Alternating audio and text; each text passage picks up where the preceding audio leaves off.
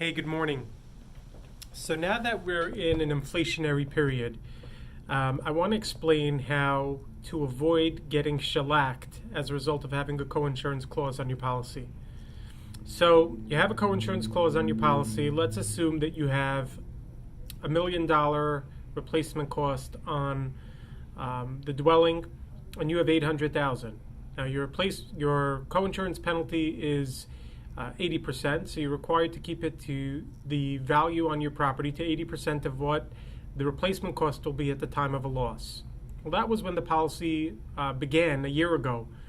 Policy renews, and now because of lumber costs or other building costs, that same replacement cost goes from $1 million to $1.2 million or more. But for this example, we'll use $1.2 million.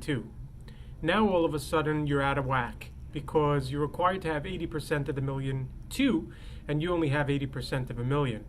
So if you have a loss, even if it's smaller than $1 million, let's say it's a $100,000 loss, they take what you had, which was $800,000, divided by what you should have had, which was $1.2 million, and you get a fraction of what you should get. They take that fraction, multiply it by your loss less your deductible. So in an inflationary period, where prices are inflating, not just insurance premiums, but the cost of the material and the reconstruction cost, that is the place where you have the greatest risk for really running into trouble.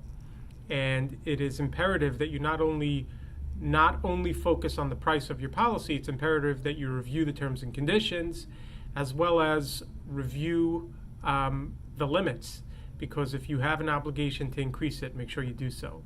If you have any questions or would like us to review it on your behalf, give us a call, 561-287-6279.